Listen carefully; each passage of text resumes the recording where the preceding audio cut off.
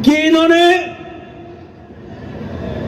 जनजाति के बारे में, ट्राइबल्स के बारे में चर्चा की और ट्राइबल्स के नाम पर वोट मांगे, और जितना नुकसान आदिवासियों का और आदिवासियों के हितों का हेमंत सोरेन की सरकार ने किया है, उतना किसी ने नहीं किया। इस बात को भी आपको ध्यान में रखना चाहिए। और मैं कहने के लिए नहीं कह रहा हूं, वोट की राजनीति के लिए धर्मांतरण को आंख मूंद करके देखना, धर्मांतरण के तरफ आंख मूंद करके उसको मौन स्वीकृति देना, यह अपने आप में बताता है कि हमारे जनजाति भाइयों की संस्कृति कहीं भी चली जाए, हेमंत सोरेन का वोट नहीं जाना चाहिए। वोट के लिए हर कुछ करने को तैयार है, यह भी हमको ध्यान में रखना होगा। मैं यहां आपसे ये कहना चाहता हूं, इस संकल्प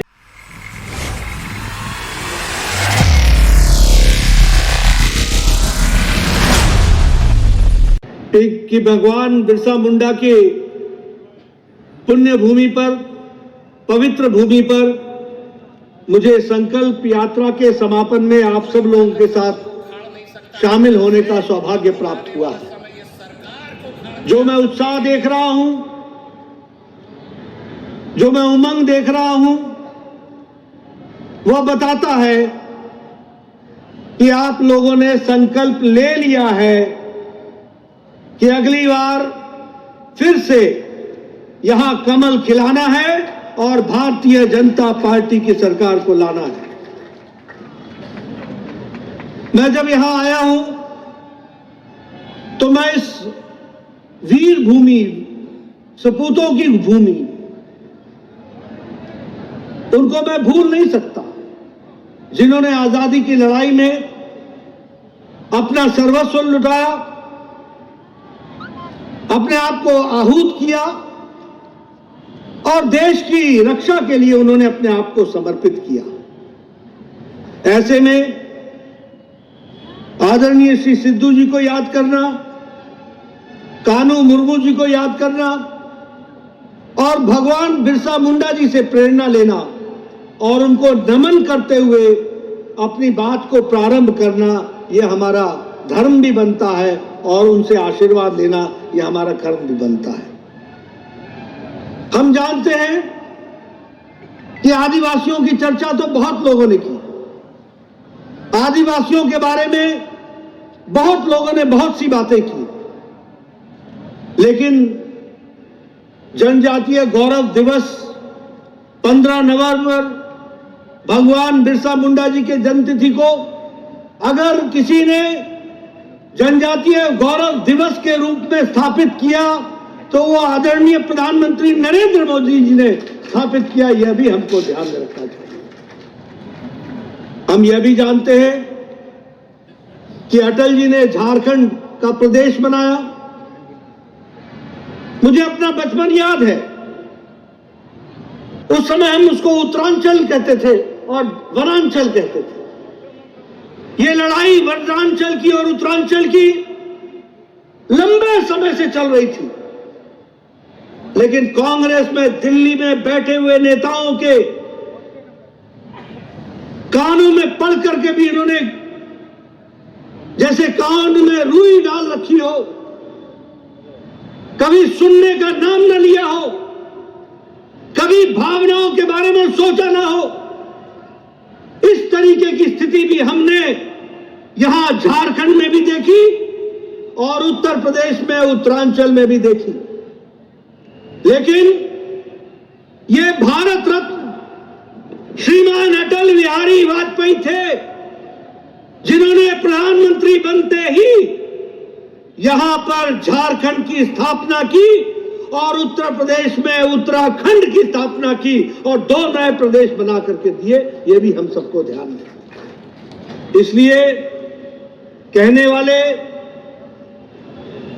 कई कुछ कहते हैं, लेकिन झारखंड के साथ भारतीय जनता पार्टी और भारत रत्न अटल बिहारी वाजपेयी हमेशा याद किए जाएंगे, जिन्होंने झारखंड को बनाने में सर्वस्व लगाया, योगदान किया।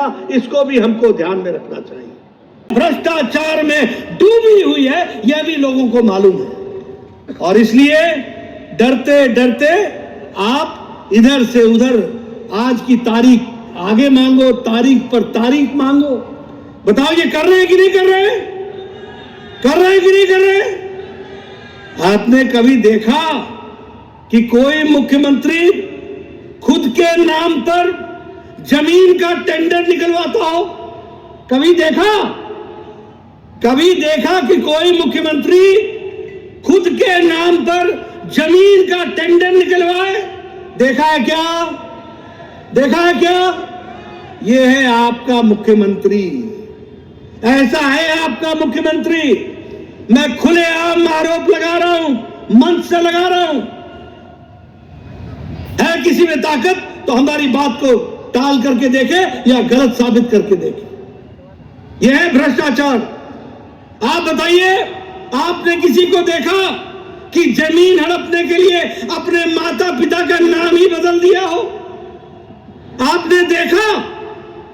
देखा भाई ऐसा? ये आपके यहां मौजूद है। ऐसे ऐसे घोटाले किए, ऐसे ऐसे घोटाले किए, अपने नाम पर टेंडर, अपने को ही दिलाना। ऐसी रेवड़ी जो खुद मुड़कर अपने आप को खाए, ये इनका काम है। अगर मैं इनकी तुष्टीकरण की बात करूं तो आप बताइए, आज मंदिर टूट रहे हैं कि नहीं टूट रहे हैं? मंदिरों में मंत्री मूर्तियां तोड़ी जा रही है कि नहीं तोड़ी जा रही है? कोई एक्शन हुआ? कोई एक्शन हुआ? ये तुष्टीकरण है। आप बताइए, महादेव की बारात को रोकने की कोशिश होती है कि नहीं? तुम निकल जाओ। होती है कि नहीं? और पुलिस मूक दर्शक रहती है कि नहीं? राष्ट्रीय अध्यक्ष मित्रों, ये आप संकल्प लीजिए कि ऐसी सरकार जो तुष्टीकरण से युक्त हो, भ्रष्टाचार से युक्त हो, अनाचार से युक्त हो, उस सरकार को हम नहीं रहने देंगे। इस बात का संकल्प लेकर के हमको चलना होगा। भाई हेमंत सोरेन जी अगर कुछ गड़बड़ नहीं किए होते तो फिर उनको भागने की कोई जरूरत नहीं है के दफ्तरों में जाकर के सब कुछ बता देते आराम से। लेकिन उन्होंने तो इतनी गड़बड़ कर रखे हैं और आज भी इस प्रदेश की यही हालत है। और इसलिए मैं आप सब लोगों से ये कहूंगा कि हमें यहाँ से ये संकल्प लेकर के जाना है, झारखंड को अपराध मुक्त प्रदेश बनाना है। ये संकल्प लेकर के जाना है, झारखंड को भ्रष्टाचार मुक्त प्रदेश बनाना है। यही मैं आज आप सबसे निवेदन कर रहा हूं।